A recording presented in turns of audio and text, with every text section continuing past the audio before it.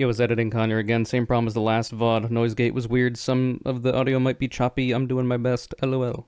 Supreme Court justices are not nonpartisan.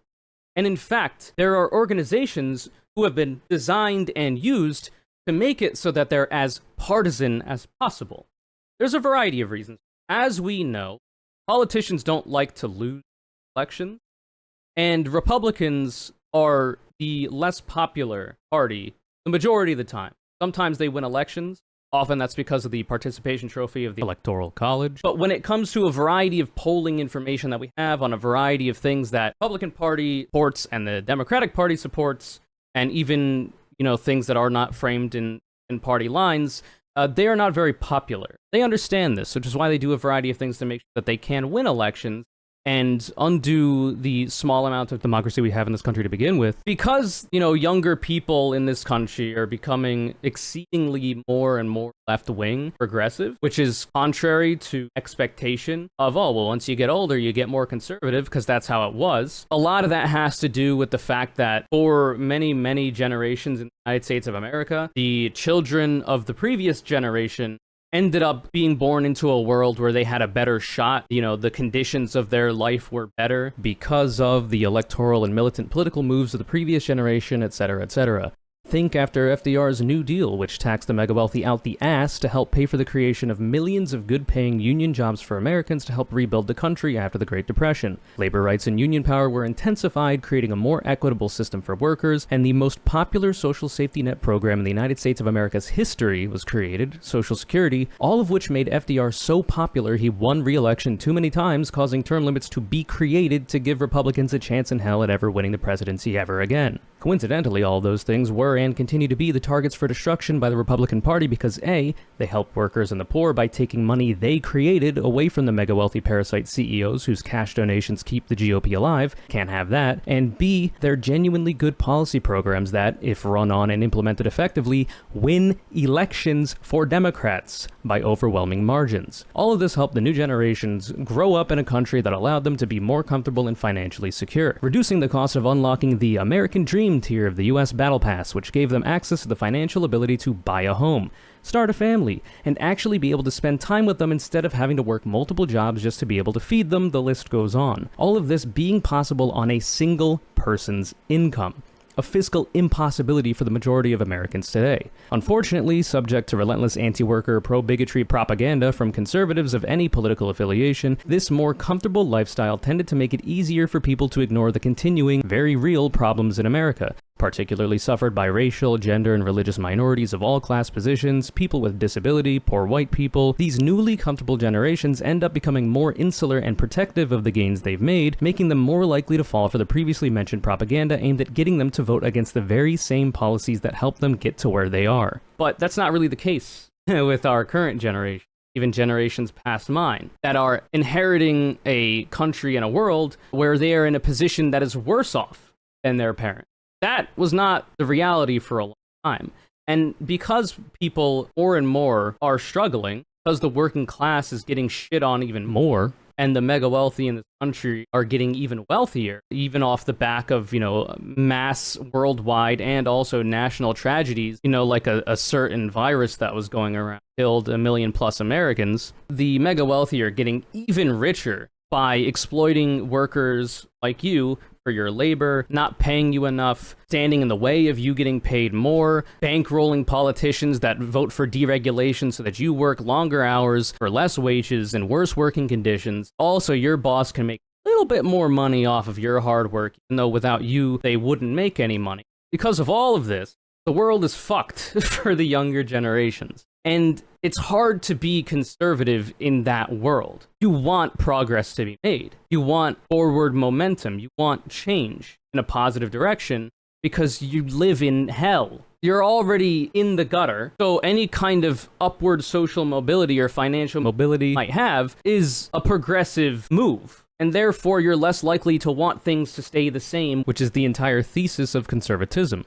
This is a long way to say that younger people are not becoming as conservative as the right wing would like as they get older, and because of that, their voter share is getting smaller and smaller. So they have to do a lot more anti-democratic things in order to maintain power. Even though the only reason Republican Party has even a semblance of relevance in our political system is because of a variety of anti-democratic things, a bunch of handouts and participation trophies like the Electoral College that they've been given and also designed themselves to make it so that your vote means less than it should, and you get less say in who represents you than you should. Barring all of that, they are still struggling to have their ideology be popular enough to win elections. And therefore, they're going to have to go around the legislative branch. There are 3 different branches of the United States government. Number 1 is the legislative branch. I should not start there. Number 1 is the executive branch. It's the one that most people, if they vote at all, are going to be voting in for the election of their chosen candidate, a Democrat or a Republican. The president, the executive branch. He's the guy at the top. He's the commander-in-chief of the military. He has the final say on a variety of bills that get passed to his desk, if he wants to sign it or not. Notice I'm only saying he because in our history it's only ever been a he. It's unfortunate. Hopefully we get to change that at some point. Maybe we get a they-them president. Maybe we get a it's president. Who's to say, you know? A she-her president? No way. Couldn't be. That's the executive branch. Got a variety of powers, but in the founding of this country, they didn't really want a king anymore. They had one before. The old lobsterbacks, the redcoats, the British. I wanted to say they tried their best to stay away from that kind of line of thinking. They really didn't. But they didn't, on paper, want a king. And therefore, they were like, okay, well, the president, there should be something called checks and balances on this guy's power. You shouldn't be allowed to just make whatever decisions. And then we have something called the legislative branch. That's number 2. These are the people that draft and put forward and then vote on bills to be given to the president to sign off and then get put into law. And then you have a third option.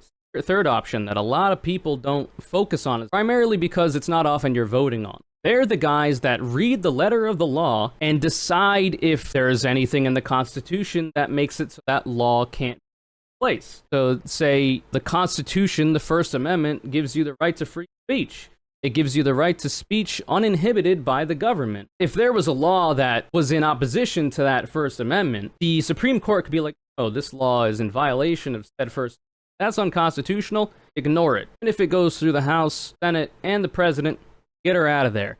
That's in the good time, where we have a Supreme Court that actually gives a damn. But the judicial branch is supposed to act as a check and balance on the other 2 branches, much like the legislative branch is supposed to check the other 2 well, and so on and so forth. The difficult thing is, the judicial branch doesn't have as many democratic pressures on it than either the legislative or executive branches, and even those aren't as democratic as they need to be. Sure, you can sometimes vote on a judge for a lower court, or whatever, but often the more powerful judges are appointed by the president and confirmed via votes from a Congress. As I rambled about in a previous video, if the ways the executive and legislative members attain their power isn't via robust democratic means with intense safeguards against threats to its security, and currently both parties, but particularly Republicans, have worked to try to make it as weak as possible, the judges that are nominated and confirmed by those people can't be said to have achieved their position through a democratic system. They also can't be expected to remain nonpartisan and objective either. If the judicial branch has the final say on whether or not laws that have made it through the legislative and executive branches get to go in practice or not, they end up having an outsized amount of power there.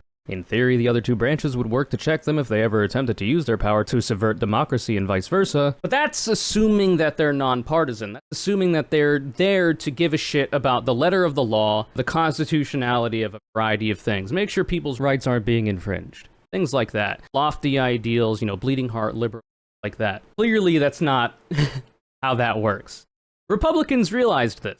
They're like, hey, that judicial branch, especially the Supreme Court, they kind of have a lot of power here. It seems like even if we don't control either houses in the legislative branch, and we don't control the executive branch through the presidency, we might still be able to impose our political will on the country through the judicial branch. There's supposed to be some checks and balances there, but it doesn't seem like that actually works in our current system, especially with a variety of changes that have been made to it and haven't been made to it, that matter. Maybe instead of winning elections, we could just get a lifetime appointment on the Supreme Court.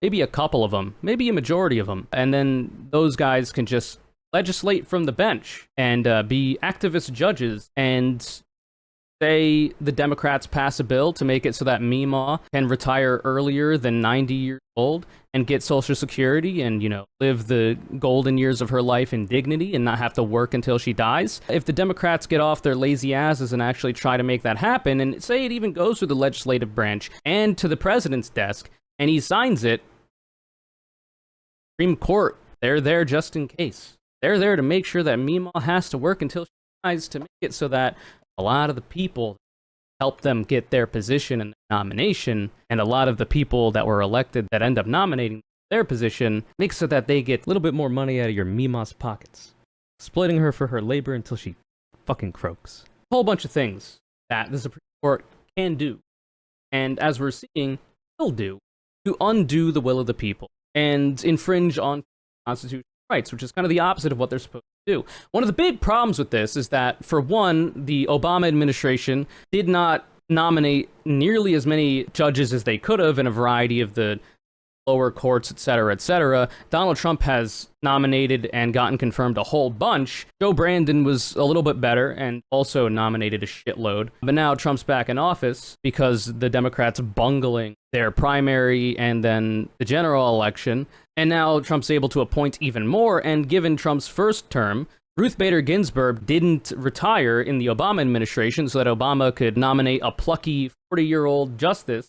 Because she didn't retire and allow for that to happen, and because the Republicans, in a non-democratic capacity, stood in the way of Obama being able to nominate a justice and stood in the way of that justice getting confirmed in Merrick Garland, I believe, after Antonin Scalia fucking died, rest in shit. Now Trump has a whole bunch of them on the bench. And it turns out having a 6-3 court with 6 activist conservative judges, pretty good for the president if you're trying to not have to worry about the lowly American civilian serf, less than piece of shit, hog in a machine, only worthwhile insofar as they're able to make money for the people that give me money to run my campaigns and get elected. They could just do it all themselves. Because fuck you, I guess. Go America, average American, get fucked. Suck my dick from the back. But I would say if I was on the court.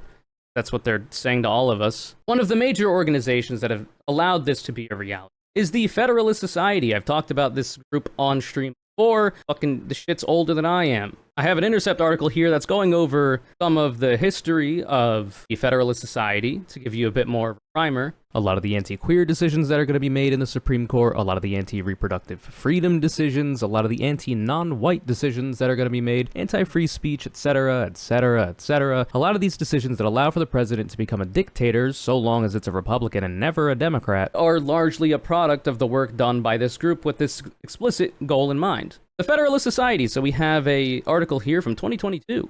A, quote, Woodstock for right-wing legal activists kicked off the 40-year plot to undo Wade.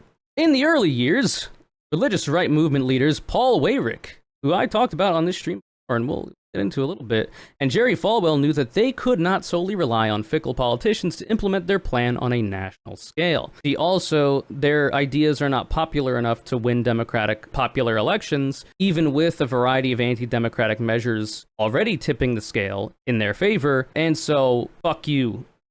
Who cares about your vote? They didn't have public opinion on their side, certainly not on legal abortion. Mind you, this is 40 years ago. 42. Certainly not on legal abortion, nor on other elements of their plan to maintain their privilege and power. In order to implement their anti-democratic policy agenda and political philosophy, they needed the influence and power of a court system impervious to the will of the voters. Suck my fucking dick from the back. After a 5K, no shower, I'm a justice of the Supreme Court. I know better than you. You're a piece of shit on the bottom of my shoe. Get out of here. In that pursuit, an institution named the Federalist Society became their main vehicle. In 1982, a group of conservative students and professors gathered at Yale Law School. Never a good thing. Giddy with the opportunity offered by Ronald Reagan's presidency. These elitist college students, man, I've heard a lot about them. They spent the time discussing the perils of federalism, decrying the cultural influence of, quote, coastal elites, even though they are literally at Yale, definitionally have to be an elite to be able to even get into said school, unless you get exceedingly lucky through a variety of programs that the right wing does not want to exist, that often allow for the disenfranchised to somehow make it to the school and disgrace the halls of the said school that is supposed to only be allowed for rich white people. And listening to speakers who excoriated everything from New Deal politics, which was the greatest expansion of worker rights that we've had in modern America and led to an insane economic boom for the country and for the baby boomers to exist to begin with, allowed for a United States of America for them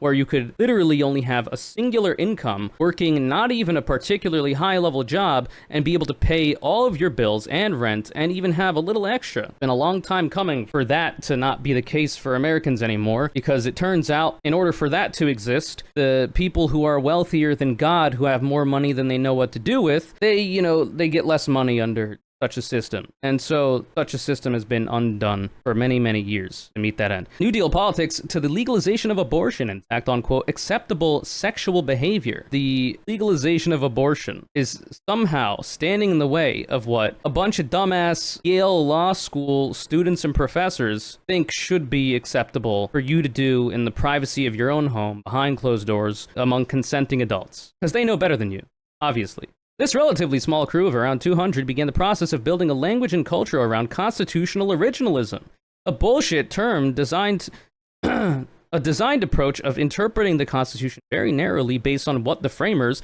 all white, all men, all Christians, supposedly meant at the time that they wrote it. They named the new group the Federalist Society as a bit of an inside joke, a little meme, a funny little check it out. We don't like federalism, actually. So let's name it the Federalist Society now. One of the organizers wrote to invite future Supreme Court nominee Robert Bork, not the sound a dog makes, that's an actual person, allegedly, to help them, saying that the group, quote, settled on Federalist Society as a name, which I suppose makes up in euphony what it lacks in accuracy. If you have any brilliant ideas for a better name, however, that would be splendid. What about legal scholars from Bork to future Solicitor General Ted Olson, future Supreme Court Justice Antonin Scalia, rest in peace, you won't be missed. Then a law professor just months away from his first federal judgeship spent the weekend deep in conversation with adoring students. They were all convinced that there was a desperate need for an antidote to what they believed was insidious left-wing bias in law schools, aka a bias towards reality that you can see with your eyes and ears, and away from the delusional world that right-wingers live in. One of the student organizers, Calabresi, recalled that, quote, part of Reagan's policy was to build up forces in battleground nations in order to topple enemy regimes. I thought of us as kind of the same equivalent in law schools. The dangers of Crusader Kings Europa Universalis. Never once, never ever. Okay? Stay away. It's bad. Perhaps no speech better articulated the overarching mission of this new endeavor than that of Bork, who had recently been appointed to the U.S. Court of Appeals for the District of Columbia Circuit by Reagan, when he told the gathered students that the courts were legislating with made-up constitutional rights. That's actually what they want to do. The weekend was a smashing success. They got together and jerked themselves raw with the cookie in the center, and whoever finished last had to eat it, with one prominent attendee comparing it to Woodstock for right-wing legal activists. The attendees left convinced that they were a silent majority, despite all evidence to the contrary. They believe that if they could make it socially permissible, many more students on college campuses would come out against liberalism. Kind of like what somebody in the chat said, I think before the segment began, kind of like Toilet Paper USA, TPUSA of their time, though a lot more effective, it would seem. They emerged from the gathering energized to build the Federalist Society, a new effort to train and promote conservative-minded lawyers into prominent positions with an eye toward installing far-right judges. Backed by a who's who of right-wing money, the fledgling group quickly grew from a handful of grassroots chapters on college campuses into a $1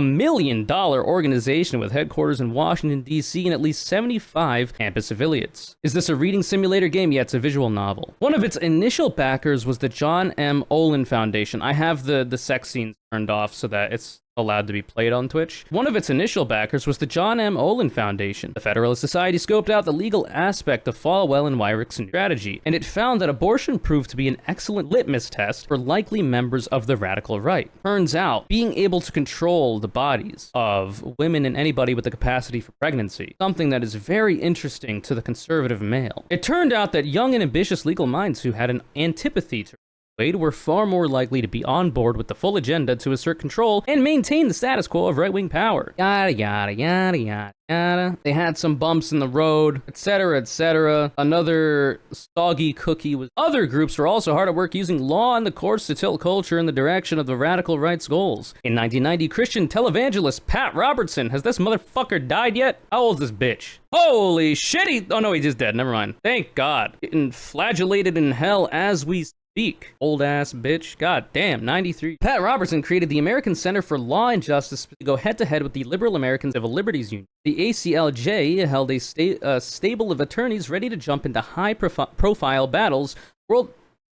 I'll learn to read one day, and when that happens, it's over. Over for all you motherfuckers. Let me tell you. The ACLJ held a stable of attorneys ready to jump into high-profile battles worldwide, focused on its version of family values. The organization today, led by former President Donald Trump's personal attorney, Jay Sekulow, has fought changes to the Kenyan constitution that would allow abortion. What the fuck are you doing in Kenya?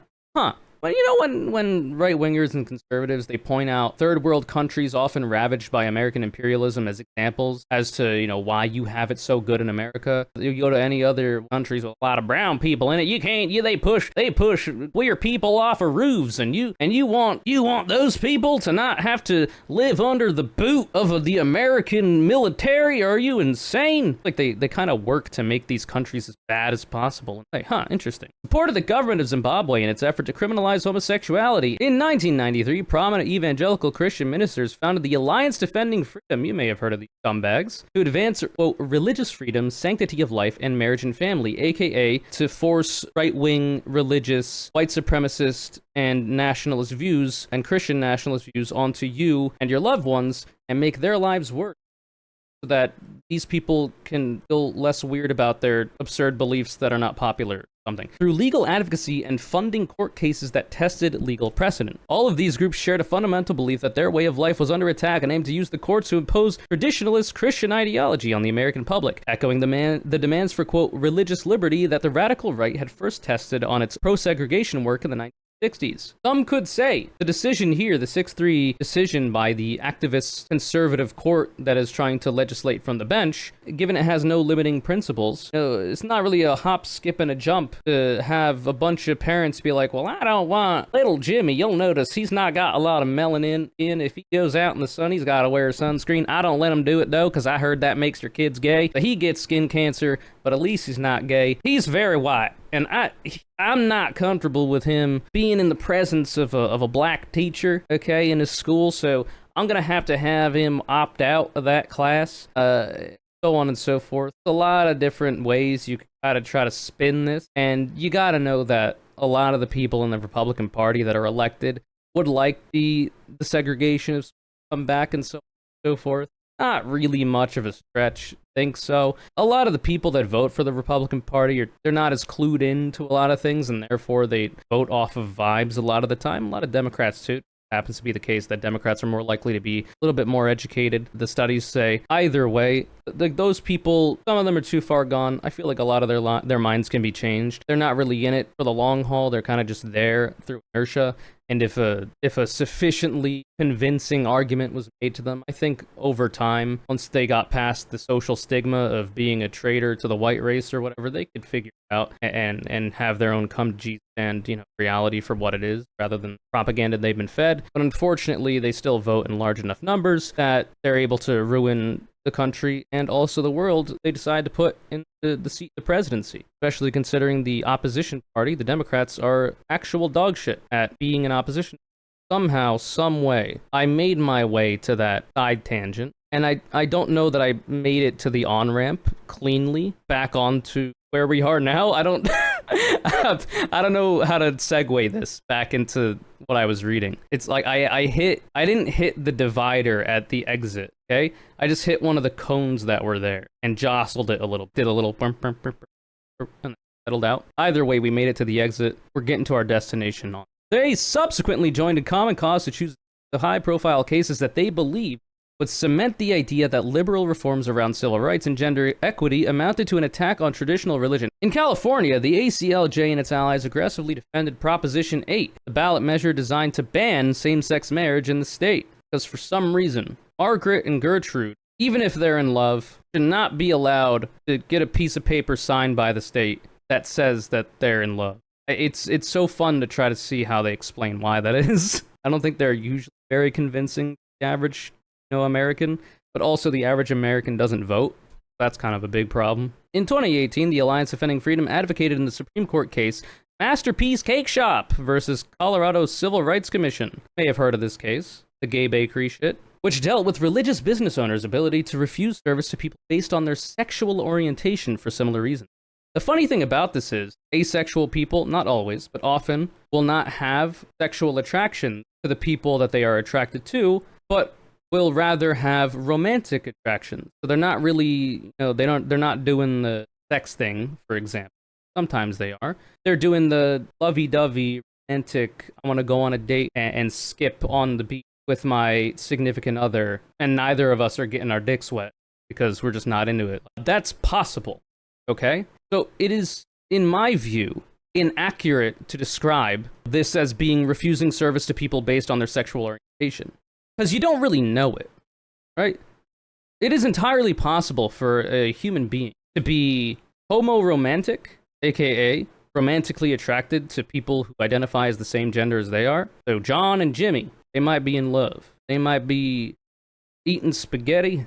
Each of them got one noodle in each other's mouths and pull it together and make a kiss like them dogs on that one animated program. And they might not be touching people, okay? They could be asexual. They could even be heterosexual, for that matter. Like, they might be homoromantic, but heterosexual. And their lack of sexual attraction in one another might not matter to them because their romantic attraction is enough for what they need, because they might not be having sex. They're not into it. Either way, it's more likely to me that a more accurate terminology would be romantic preference, because that's going to be more obvious to a person baking a cake. Unless they're literally fucking in front of you as they're ordering this cake, you only know them as a romantically homosexual partnership.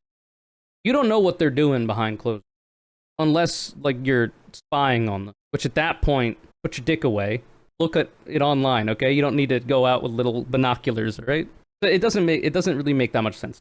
But I'm not a lawyer. I don't know if that would sufficiently poke holes in the whole operation. Society struggles to split up sex and romance and all sorts of other things. Well, yeah, that's because the heterosexuals, and especially conservatives, conflate the two, unfortunately.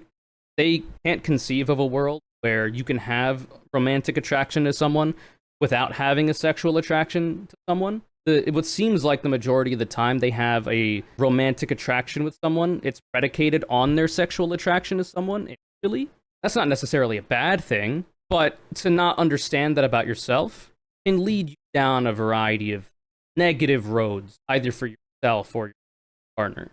It's not the greatest. You'd rather be more educated on that front and about yourself so that you're able to protect yourself and your potential loved one, etc. I digress.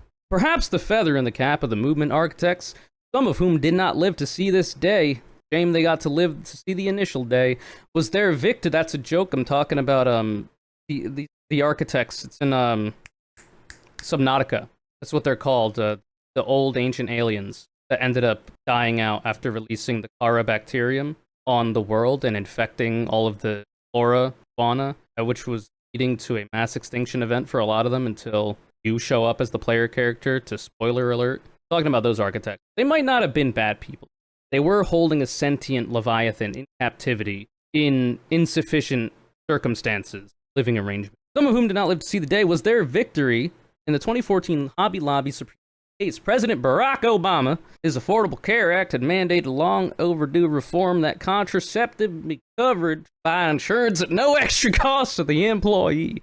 Can't have that, man. If you want to get your dick wet, you gotta pay out of pocket for your condoms, brother. You don't want a child anyway. But, it's not anti-Christian or something to not want to have kids. For some reason, people are very, very, very worried about the wombs of other people. I can't imagine why. And the owners of the craft supply chain Hobby Lobby sought to deny their employees this coverage using their go-to claim that it violated their religion. What a bunch of pussies. Part of the plaintiff's case was claimed that the owners of Hobby Lobby believed that some kinds of contraception were, quote, abortifacients, aka a thing that can bring about an abortion, aka, in their mind, the gruesome murder of an infant child, even though the majority of abortions happen before even recognizable human being, and also a lot of them happen like with Plan B, if you could even consider that to be an abortion. And it's like even condoms, bro, that's not causing an abortion. Unless you think preventing cream pieing your partner who has a uterus, preventing that like against your religious view.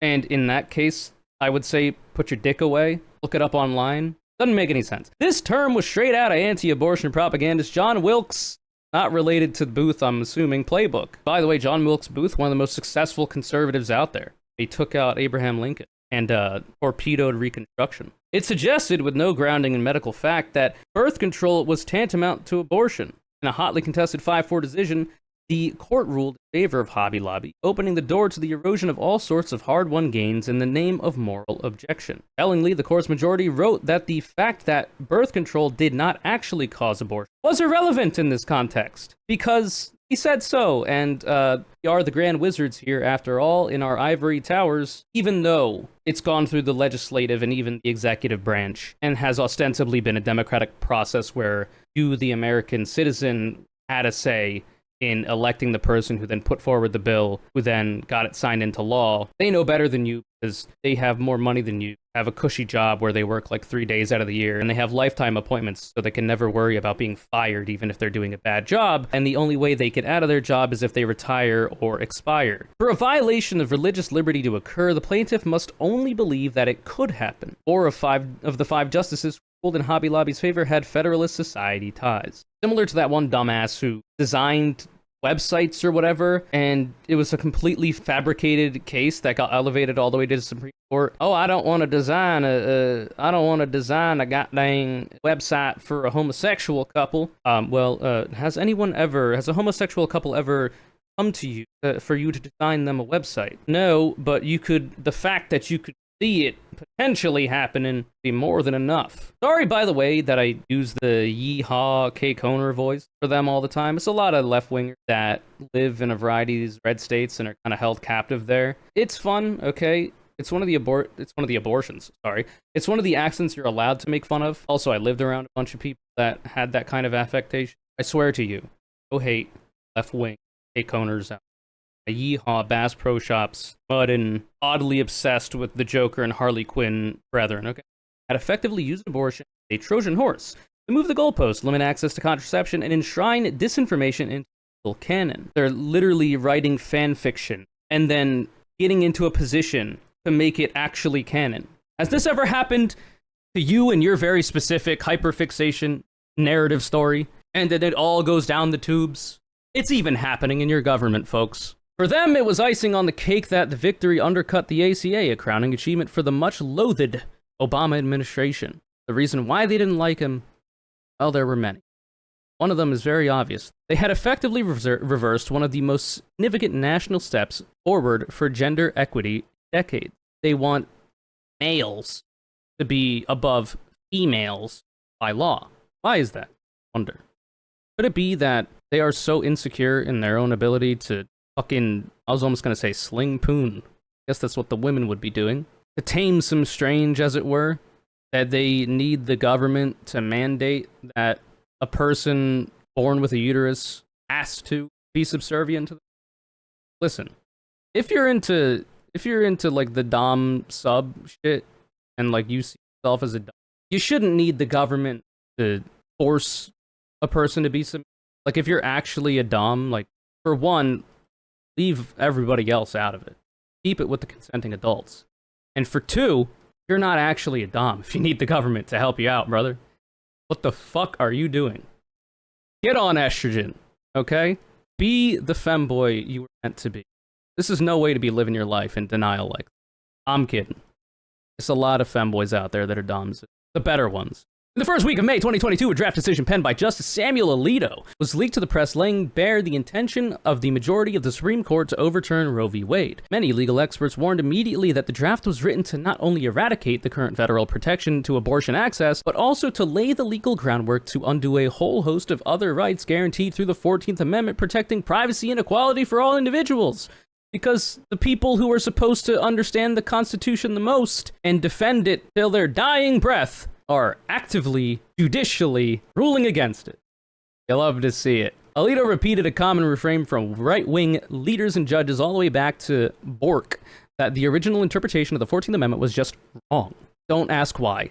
It just is. It is because I say it is. I'll know it when I see it. The ground is being set to review and revoke so many hard-won gains, from access to birth control to marriage equality. 6 of the current occupants of the Supreme Court were nurtured and backed by the Federalist Society. Justices Alito, may have heard of him, Clarence Thomas, one of our favorites, Neil Gorsuch, Brett Kavanaugh, he likes beer, Amy Coney Barrett, whom the right wing hasn't liked as much, has kind of gone against them in some ways, but still, by and large, right-wing piece of shit activist judge, as well as Chief Justice John Roberts. Very successful group, the Federalist Society.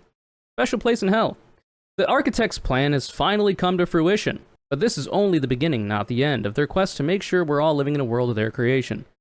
Shit ain't good, brother. Paul Rayrick, by the way, I've shown this before, just to kind of hammer it home that these people don't like you. They hate you actively. They don't like the fact that you have a say in the government at all. They don't like the idea that you might be able to exert some kind of control over who represents in the political system of the United States of America, of the government. The fact that they think they know better than you because they went to Yale Law School or whatever. The fact that they have so much insecurity about their own beliefs and can't really defend them in any actual rational, objective way in the marketplace of ideas, that they need to force their ideology onto you via the judicial system and a variety of anti-democratic means to help them get elected in ways that they wouldn't otherwise. We got Paul Rayrick here. Told you we get back to him. And the Goo Goo government, 1980. Founding father of the conservative movement, he's been referred to as. Let's see what he had to say. Have what I call the Goo Goo syndrome. Good government. They want everybody to vote. I don't want everybody to vote. Elections are not won by a majority of people. They never have been from the beginning of our country, and they are not now. Why is that? They've never been won by a majority of people in the country. Elections. So-called elections. Huh. Was there a certain group of people during the founding that did not have the right to vote? Because he's not necessarily wrong. Elections were not won by a majority of people at the beginning of this country. But that was because they weren't allowed to. Is this guy still alive? Here's hoping. Died 2008. The age of 66. You hate to see it. If you're down there, Wayrick, we're thinking about you. As a matter of fact, our leverage in the elections, quite candidly, goes up as the voting populace goes down. You know, let's watch this Limited Resources Magic the Gathering podcast. You know, when I've said so many times on this channel, Republicans understand that, historically speaking, the higher the amount of people that vote, the less likely they are to win. The lower voter turnout, more likely they are to win. Therefore, they put in place a variety of things that make sure less people vote, so it increases their likelihood of winning because they are not popular. Here's a guy from 1980, one of the heads of the conservative movement, United States of America, telling you directly. Not just me, the crazy lefty. Literally, one of the major reasons as to why we are in hell currently through the Federalist Society, all waiver. Anyway, these grand wizards should not have this much power. I think if explained to any reasonable person in the United States of America, they would agree. It's just that the judicial system is kind of nebulous for a lot of people. It's very easy to understand the executive branch. It's the one to understand because the president is a very popular person in the country. You know, there's a whole lead up to the election on the news. It's all anybody can really talk about when it's election season. The legislative branch, slightly less, though, you know, you do hear about it. Sometimes you might even come in contact with your elected representative in a variety of means, town halls or any kind of events that they might do. The judicial branch, on the other hand, while there are justices you can vote for, a lot of them are nominated by your elected representatives and are therefore outside of your direct domain. So it's a lot more difficult for people to understand how fucked up the judicial system is.